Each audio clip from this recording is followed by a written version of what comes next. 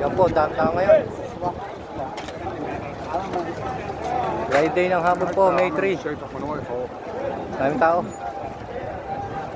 حصلت عروض الايس كريم يعني ولا لسه؟ طيب ماشي خش عليها بقى ده انت وبعد عارف. الشارع خش يمين هتلاقيني واقف على البلاد بتاعتي لان بشوف عمر برضه Yan, tanya, daming tao. عنده جلاليب Daming tao ngayon. Ang dami namimili oh. Mga bag.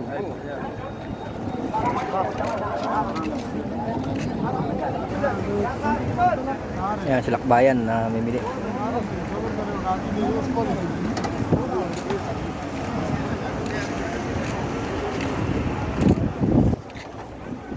Yan, daming gamit. Kaya mga initan ng tubig oh.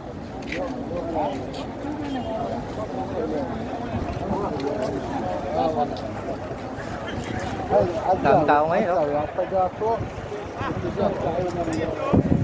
Kaya sobrang init ngayon, medyo okay na. Ano na eh, hapon na eh. التقاطع بالضبط بالضبط انت على الاطير هذا صح وين تعال Bila, makita nyo, ang daming tao. شوف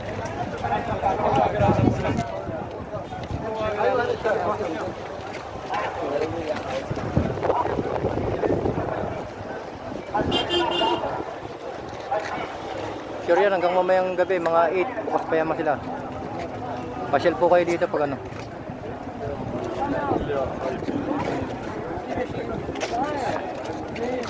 Pauwi na rin po tayo, kaso lang medyo dinaanan natin tong lugar na to. Hindi natin nadaanan kanina. Sa magtatanong po, ngayon tong ano, May 3, Friday. Ng hapon. Hapon po ngayon. Last Friday hindi tayo nakapunta eh. Ang dami rin bag dito.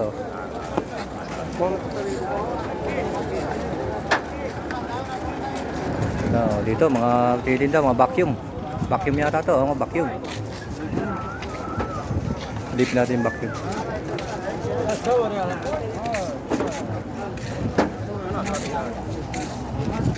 भाई डबल पहले बड़ा था है बहुत अच्छा बटन है बटन طولك اشغال يجيك انا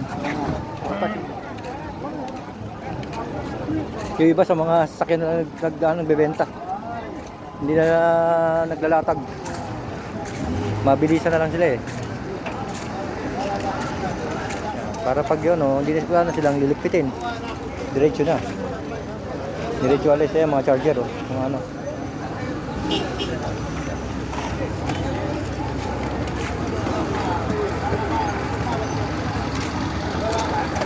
Dito mga plancha. Talagang hanapin mo talaga yung ano, magandang klaseng plancha. Kaya katulad yan, yung mga sira na oh. Diba? Wala na yung pinamanga ano nila. Yan, mga sira na. Sayang naman, bibili pa ng sira, diba? Medyo marami naman dito sa Harrods na ano eh.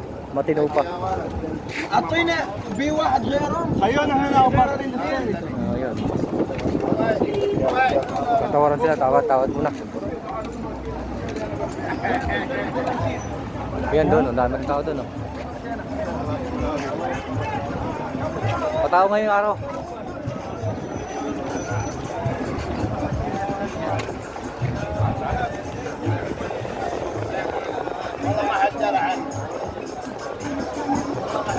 Kung umulan kahapon, wala. Hindi makakapagharap ngayon. Sure yan. Kasi nung isang araw, baha dito. Mabuti yung minto na.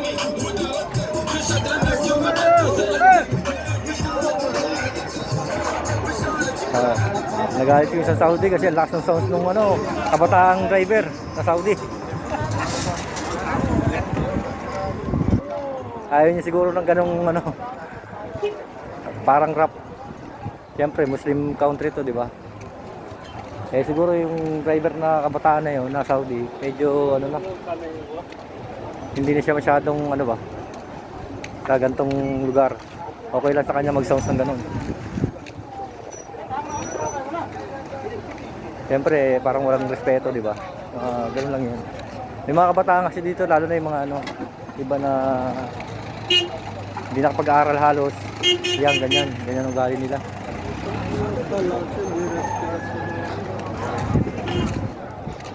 Dito tayo sa mga kaldero. Yan, kukunti lang kaldero niya pero lalaki. Yan o. Yan. Kasya-kasya na ako dito. Laki o. Mga 50 kilos, 60 to 80 kilos na baboy. Kasya dyan. Laki. Yan o. Dito tayo sa kabila o. Dito wala masyado ngayon nakatinda. Kasi gawa nung ulan nung isang araw. Ayan, puro putik o. Pero maraming ano yan. Maraming pwesto yan dyan. Na mga damitan sana. Kaso lang lumipat siguro sila. Gawa nung ano, binahayan lugar na yan. Dahil lumipat sila. Yung bandang side doon meron. Pero dito wala. Ayan. Okay po, thank you for watching. God bless po.